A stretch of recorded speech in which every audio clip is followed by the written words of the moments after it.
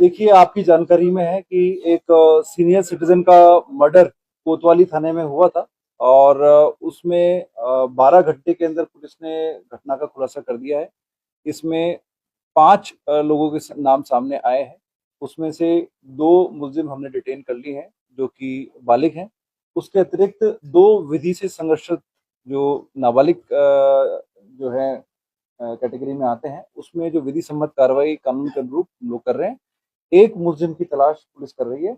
जहां तक बात है रिकवरी जो आइटम वो वहां से लेके गए हैं, उसका भी जो हमारे बीएनएसएस के प्रावधान है उसके तहत हम प्रक्रिया के तहत कर रहे हैं और वो 100% रिकवरी भी हम लोग करने की स्टेज में है। सर, पूरी घटना में कितने लोग इसमें बताइए, क्या मकसद था इनका मारने का, क्या पूरी जानकारी? देखिए, ये जो 5 लोग हैं, इन्होंने पहले सुनियोजित तरीके से प्लानिंग की। उन्हें पता था कि ये बुजुर्ग व्यक्ति पुराने नोट बदलने का काम करता है और इसके घर पर कोई रहता नहीं है।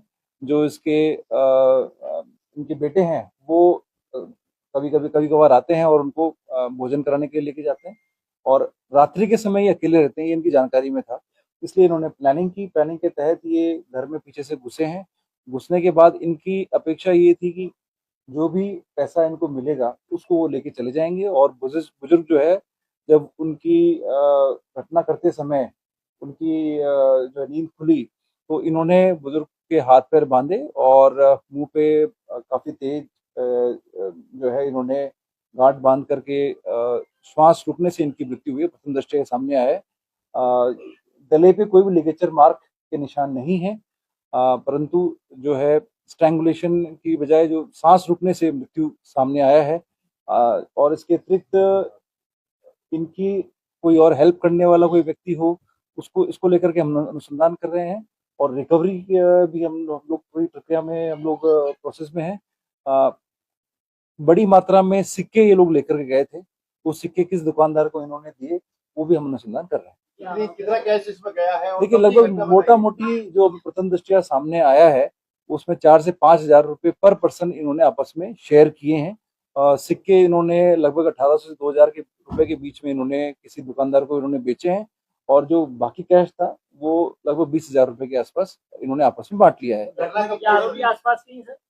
जो घटना का टाइम है वो रात्रि 12 बजे के आसपास का है, जब जो अ, हमारे मृतक सीनियर सिटीजन है उनके बेटे रात को 11 बजे के आसपास उनको छोड़ के गए और उसके लगभग 1 घंटे बाद इन्होंने ये घटना कारित की है। और मृत्यु का जो समय है पोस्टमार्टम के अंदर भी वही आ रहा है। तो सभी फैक्ट्स को वेरीफाई कर रहे हैं, सभी एविडेंसेस को हम कलेक्ट कर रहे हैं और बहुत ही गंभीर घटना है। सीनियर सिटीजन की सिक्योरिटी को लेकर पुलिस सजग है और इस घटना को हमने गंभीरता से लिया है। एडिशनल एसपी सीओ साहिबान ने मौके पर निरीक्षण किया, एफएसएल टीम ने एविडेंसेस वगैरह इकट्ठे किए हैं। आने वाले समय में सीनियर सिटीजन की सेफ्टी के लिए हम लोग प्रयास करेंगे और इस केस को हम केस ऑफिसर स्कीम में लेकर के इनको अधिक से अधिक सजा दिलाने का प्रयास करेंगे। देखिए, क्योंकि अभी मात्र 12 घंटे ही में ही हमने घटना का खुलासा किया है, इनकी क्रिमिनल रिकॉर्ड्स के बारे में हम जानकारी इकट्ठी कर रहे हैं और इन सबसे विस्तृत पूछताछ हमारी विशेष टीम कर रही है। इनके साथ में कोई और भी व्यक्ति है और पहले उन्होंने कौन कौन सी घटनाएं की है उस संदर्भ में भी हम अनुसंधान कर रहे हैं। बिल्कुल परिचित है, आरोपी बिल्कुल परिचित है।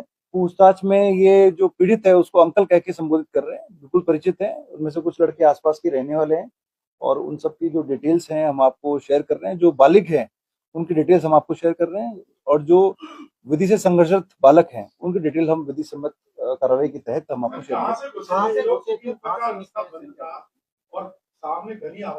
देखिए, इस संदर्भ में मौका तस्दीक की कार्रवाई कराई जाएगी और जो मुलजिम हम अभी हमने डिटेन किए हैं उनको अरेस्ट करेंगे और भारतीय न्याय संहिता के जो प्रावधान है उसके तहत पूरी कार्रवाई कराई जाएगी। उसमें आप लोगों के समक्ष ट्रांसपेरेंट तरीके से हम कार्रवाई करेंगे। परंतु प्रथम दृष्टया पूछताछ में सामने आया कि छोटी मोटी वारदातें ये करते हैं और इसका मेंसरिया जो इनका प्लानिंग यही था कि उनको ये लगा कि छोटी अमाउंट कुछ मिलेगा हमें और क्योंकि बुजुर्ग जो है काफी उम्र के हैं तो उन्हें पता नहीं चलेगा और निकल जाएंगे।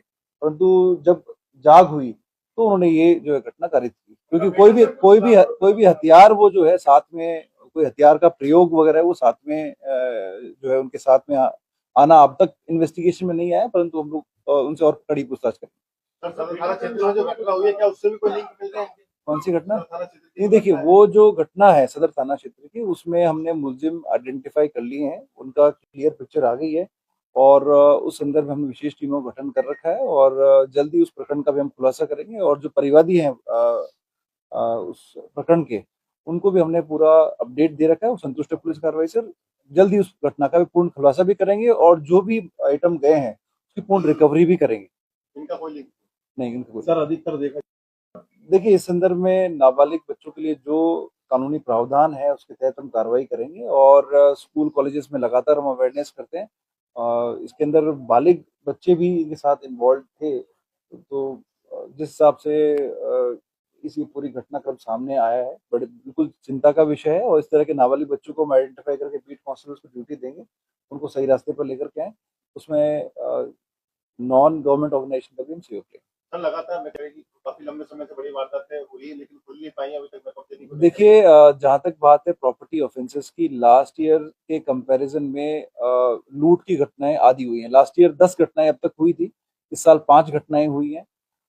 डकैती की घटनाएं लास्ट ईयर काफी कम थी, 0 घटनाएं थी। इस बार एक घटना हुई है सदर पुलिस स्टेशन में। तो सभी घटनाओं पे हम लोग जो है पैनी नजर बनाए हुए हैं। जहां तक बात है रिकवरी परसेंटेज की, लास्ट ईयर से दुगनी रिकवरी परसेंटेज हमारी रही है। चालानी प्रतिशत भी प्रॉपर्टी ऑफेंस में, जैसे लूट और डकैती हो, उसमें ऑलमोस्ट डबल रहा है।